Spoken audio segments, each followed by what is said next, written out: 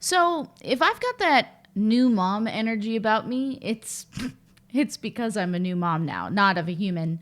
I have an 11-week-old puppy by the time you're seeing this, and he requires a lot of energy. Other people have said I just seem a little bit more relaxed, and in some ways I think that's true, but I'm also just exhausted. And I think that can be good for a person. It's definitely slowed down content. So I appreciate everyone's patience. That's definitely not a forever thing, but anyone who's had a puppy that young knows that it requires that you go out with them about every 2 hours. There's a lot of training and all sorts of other mischief to manage for sure. And I've been thinking, honestly, a lot because I've been learning so much. And while I've had dogs in the past, being the person who is solely responsible for this dog's experience of a brand new world has me thinking a lot about, well, you guessed it, being a dungeon master. So yes, is this just some harebrained excuse to share a lot of cute puppy videos and pictures with you of my new boy Samwise? Absolutely. But I do think that there is a lot that we can learn from puppies about Dungeons and Dragons.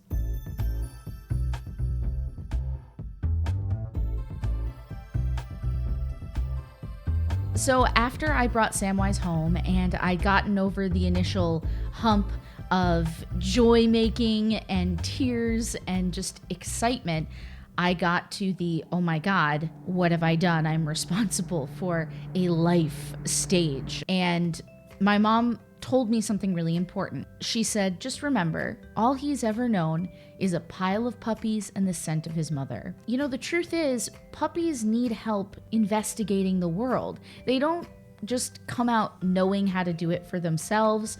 There is a time where you are imprinting upon them how the world is going to affect them and whether or not you're going to have their back. And I think the same is very much true for when you're bringing in players, even if they're not new to the game, if they're new to your table, everyone is sort of testing each other out and figuring out, is this a good fit? And it can be a really intimidating time for the DM who's trying to take care of and impress these players, and it can be an intimidating time for the players as well. You can't force a puppy to take an entire flight of stairs day one. They're just too scared. You have to gently lead them step by step, treat by treat, and with reassurance as they go. But before you know it, they start putting those pieces together. You start dangling those treats in front of them a little bit further apart, and they start making leaps and bounds that if you think back a few days prior, they weren't even capable of containing the bravery to even take that first step. And the same is true at your table. Give rewards early and often for choices you like, and players will typically continue to make them. And just like learning to walk a puppy on a leash for the first time, sometimes you have to break things down into their base components for these little guys. When you're working with players who are new to your table, make sure that the experience is varied. Give them some social encounters, give them combat, give them intrigue, give them time at a tavern to get to know each other and dick around. And yeah, sometimes players are going to need a little bit of help to move through those experiences. Not everyone is born a bard who knows how to run a social encounter. A lot of times I find people say, I know what I want to say, I just don't know how my character would say it. Work through it with them. Ask them to describe it without necessarily describing exactly what they say. You know, break experiences down. The same is true for combat. If people are overwhelmed by what they can do in a turn, remind them they have their bonus action, their movement, and their action, and help them through it. After a while, they'll be able to do it on their own, but there's really nothing wrong with everyone using a little bit of patience and giving everyone a little bit of grace at the beginning to find their rhythm. And so far, I've really been comparing the player experience to the puppy experience, but the same can be true of anyone trying something new, including, hey, the dungeon master.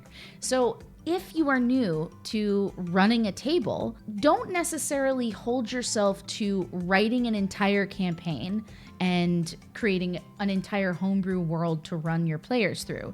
I mean, if that's what you want to do, absolutely go for it. Be brave, be bold. But it can be helpful to break it down, slow it down, start with a pre-written one-shot or an arc. I can absolutely recommend. There are lots of great stories in Candlekeep Mysteries. I made an awesome video about it a few weeks ago, so go ahead and check the link so that you can see that if you're looking for inspiration. But starting with that or Lost Mine of Phandelver can be the perfect entry point for a young burgeoning DM. Another thing you really have to think about with a puppy is consistency and follow through. You are the lens that they are going to view the world through. So you need to tell them, no, it's not appropriate for you to sit here and beg for food and jump on me when I'm having dinner, Sam. But you also need to say, yes, this is what you can chew on. Yes, this is the time we go out for a walk. This is the way we behave when we're on a walk. This is where we sit before we cross the street. You are the arbiter of all of those rules. And the hard part is, at least for me, puppies are so cute, and when they misbehave, it's easy to say, oh, well, that's okay because you're just so cute and I can't stay mad at you and all this stuff. It's when you're setting a standard for a table, and this is just table manners and behavior as well as how the game is going to run. You need to set expectations and have follow through. Make sure that you tell people, hey, we're meeting every Wednesday at 6. If you don't want to play a weekly game, then this might not be the game for you. Let them know what they're getting into, and then don't let people get away with murder, including yourself. Hold everybody to the same standard, and the same goes for rules. When you're running the game, make sure everybody understands how you want to run the game, whether you're tough but fair or you just want to let things go off the rails. A lot of DMs have a lot of different styles, and there's a table out there for everyone, but setting those expectations and knowing yourself well enough to know the kind of game you want to run and the way it's going to be organized is going to help you find players who want to stay at that table and who feel supported by that structure and not bound uncomfortably by it. And frankly, puppies, players, and dungeon masters respond really well to rules. This is the structure upon which everything else hangs.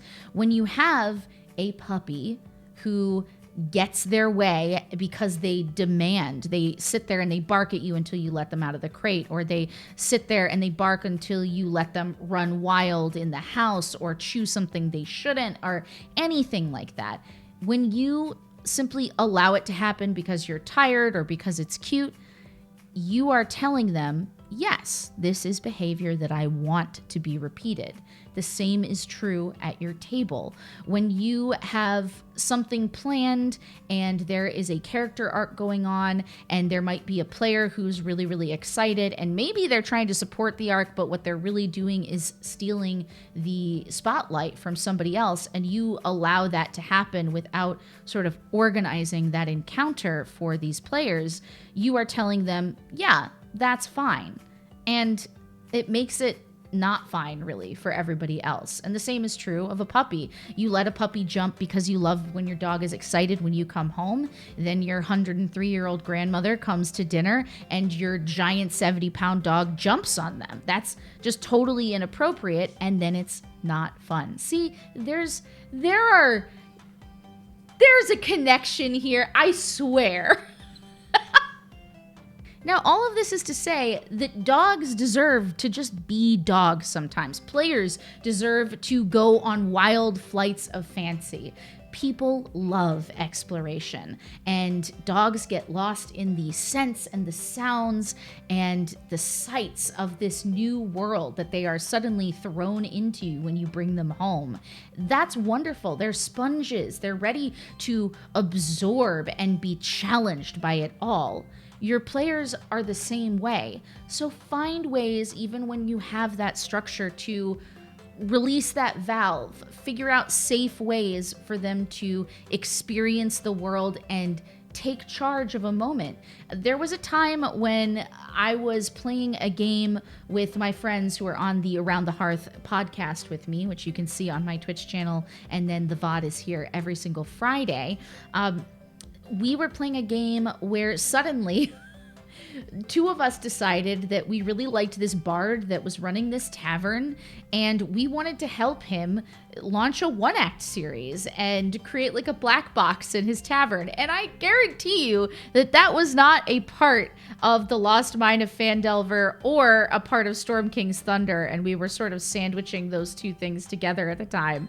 But our DM was like, you know what? You want to run wild? Let's do it. Let's do the step and repeat. Let's find other opening acts. Let's set up the lighting and the set and the costume design. Was it what he had planned that night? No. But it was one of the most memorable experiences we all had because we were just straight up playing.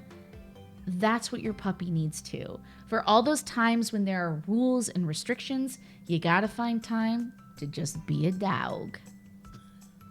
A lot of this has clearly been very tongue-in-cheek, even though I do think it's relatable. You know, with a dog, they're incredibly loyal and forgiving. If you had a bad day together, things got out of control, tomorrow brings an opportunity to correct and overcome any missteps that you may have made. I hear friends giving up on tables because they're not perfect.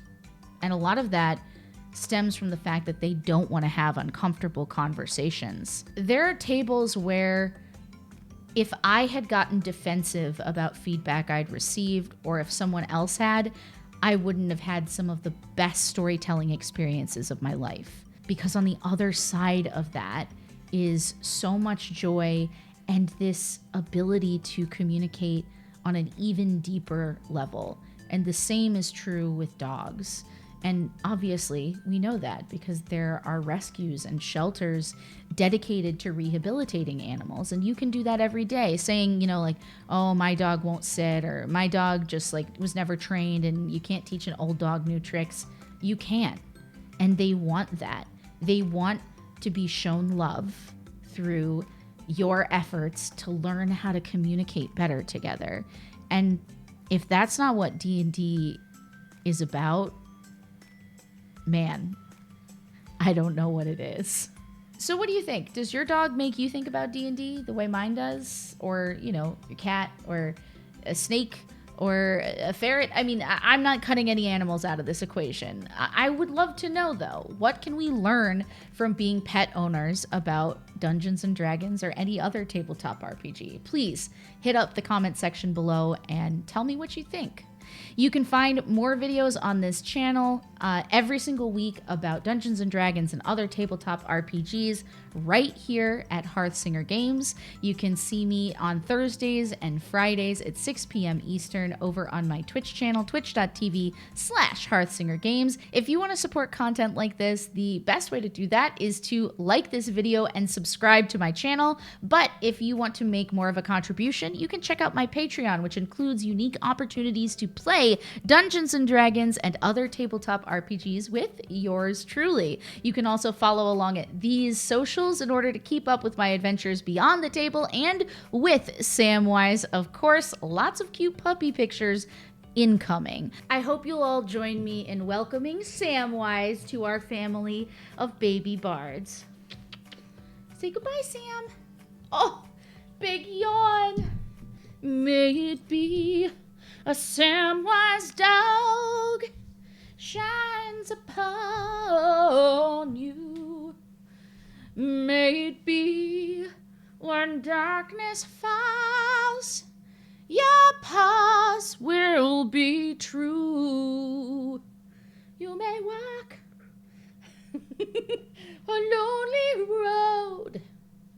Okay, guys, this is too cute. I gotta go. Bye. See you next week. Say bye, Sam.